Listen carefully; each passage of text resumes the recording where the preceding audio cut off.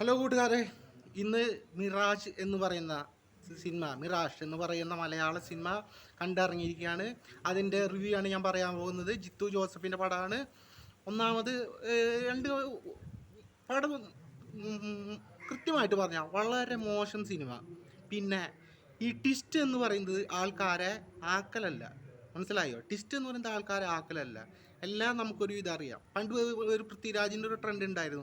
എല്ലാ സിനിമയും കഴിഞ്ഞ് അവസാനം പൃഥ്വിരാജും ഇല്ലേ. ഓക്കെ, ഇങ്ങനെ വളരെയധികം മോശം സ്ക്രിപ്റ്റ്. പിന്നെ ഇതിൻ്റെ ഈ കൂമൻ്റെ ടീമാണ്, ജിത്തു ജോസഫിൻ്റെ കൂമൻ്റെ ടീമാണ് ഇതിൻ്റെ പിന്നിൽ പ്രവർത്തിച്ചിരിക്കുന്നത്.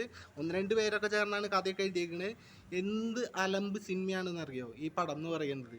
ഞാൻ ഈ പടം കണ്ട് ഇറങ്ങിയിട്ടുള്ളൂ, ചെമ്പശ്ശേരി സിനിമാസിൽ നിന്ന് ഇറങ്ങി കണ്ടിട്ടുള്ളൂ. പടത്തിന് യാതൊരു വിധ ഇതില്ല. ട്വിസ്റ്റുകൾ എന്ന് പറഞ്ഞില്ലേ, ട്വിസ്റ്റുകൾ ആൾക്കാരെ ആക്കാൻ വേണ്ടിയിട്ടുള്ള ട്വിസ്റ്റുകൾ പാടില്ല. പിന്നെ കുറേ അധികം ലോജിക് മിസ്റ്റേക്കുകളുണ്ട് ഈ പടത്തിൽ. തുടക്കം തൊട്ട് പറയാൻ വെച്ച് കഴിഞ്ഞാൽ അപർണ ബാലമുരളി സ്ഥിരമായിട്ട് ഒരു മാലിട്ട് നടക്കുന്ന ഒരാളാണ്. എന്നിട്ട് ഒരു കോഫി ഷോപ്പിലെത്തുമ്പോൾ അയാളുടെ കയ്യിൽ പേഴ്സ് എടുത്തിട്ടില്ല, ഫോൺ എടുത്തിട്ടില്ല, സ്വർണ്ണം ഉണ്ടെന്ന് ചോദിക്കുമ്പോൾ അതില്ല എന്ന് പറയുന്നുണ്ട്. മറ്റ് സീനുകളിലൊക്കെ എല്ലാം ഉണ്ട്. ഇങ്ങനെ തുടങ്ങുന്നു. പിന്നെ ഫോൺ ട്രാക്ക് ചെയ്യണ കാര്യങ്ങൾ മുതലായ കാര്യങ്ങൾ, പിന്നെ ഒരു തോക്കിന്ന് വരുന്ന ബുള്ളറ്റുകളുടെ എണ്ണം, അതൊക്കെ നോക്കി കഴിഞ്ഞ് കഴിഞ്ഞാൽ, പിന്നെ SP ഓഫീസ് അത് എന്നിട്ട് കൊറിയോഗ്രാഫി ചെയ്തു വെച്ചേക്കുന്നത്. ഇതൊക്കെ കണ്ടു കഴിഞ്ഞാൽ തന്നെ പടം എന്തൊരു മൂഞ്ചലാണ് ഈ പടം ചെയ്തു വെച്ചേക്കണത്. ജിത്തു ജോസഫിൻ്റെ എഴുത്ത് തന്നെ ഭയങ്കര മോശം, ഡയറക്ഷൻ ഭയങ്കര മോശം. എടുത്ത് പറയാനായിട്ട് ഒന്നുമില്ല ഈ പടത്തിൽ എന്ന് പറയുന്നത്. വളരെ മോശമായിട്ടുള്ള ഒരു അഭിപ്രായമാണ് ഈ പറയുന്ന സിനിമയ്ക്ക്. ഒട്ടും ഫാമിലി ഓഡിയൻസിന് ഈ പടം ഞാൻ റെക്കമെൻഡ് ചെയ്യുന്നില്ല. നിങ്ങൾ ഈ പടം OTTയിൽ വരുമ്പോൾ കണ്ടാൽ മതി.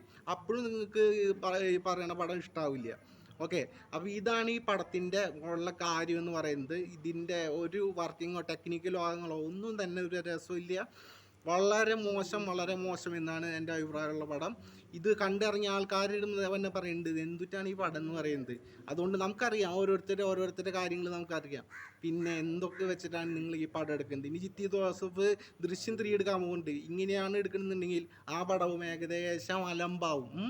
അപ്പോൾ ഈ മിറാജ് എന്ന് പറയുന്ന പടം ഞാൻ തൃശ്ശൂർ രാഗത്തിൽ പോയി കാണാമെന്ന് ഉദ്ദേശിച്ച പടമാണ്. ഭാഗ്യം, ഞാൻ രക്ഷപ്പെട്ടു. ഇവിടെ എൻ്റെ വീടിൻ്റെ അടുത്ത് ചെമ്പശ്ശേരി പോയി കണ്ട കാരണം. അതുകൊണ്ട് തന്നെ പറയാണ്, ഇതൊട്ടും സാറ്റിസ്ഫൈ ചെയ്യുന്ന പടമല്ല.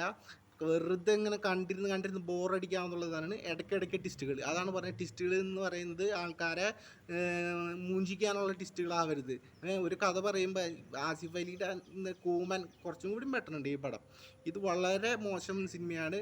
അതുകൊണ്ട് നിങ്ങൾക്ക് ഞാൻ ഒരിക്കലും ഈ പടം റെക്കമെൻഡ് ചെയ്യുന്നില്ല. അതുകൊണ്ട് പിന്നെ നമുക്ക് കാണാം. ഇനി ഞാൻ കുറച്ച് നാളായി ഞാൻ ഇത് വീഡിയോകളൊന്നും എൻ്റെ യൂട്യൂബിലൊന്നും ഇടാറില്ല. ഇപ്പം എനിക്ക് ഈ പ്രാന്ത് വീണ്ടും തുടങ്ങി ഇടാമെന്ന് കരുതിയിട്ട്. അങ്ങനെ എന്തിട്ടാ പറയുക, നല്ല പടമായിട്ട് ദിവസത്തിൻ്റെ പടമായിട്ട് തുടങ്ങാമെന്ന് കരുതിയതാണ്. പക്ഷേ മൂഞ്ചിച്ചു, വളരെയധികം മൂഞ്ചിച്ചു എന്ന് പറയാം ഈ സിനിമ.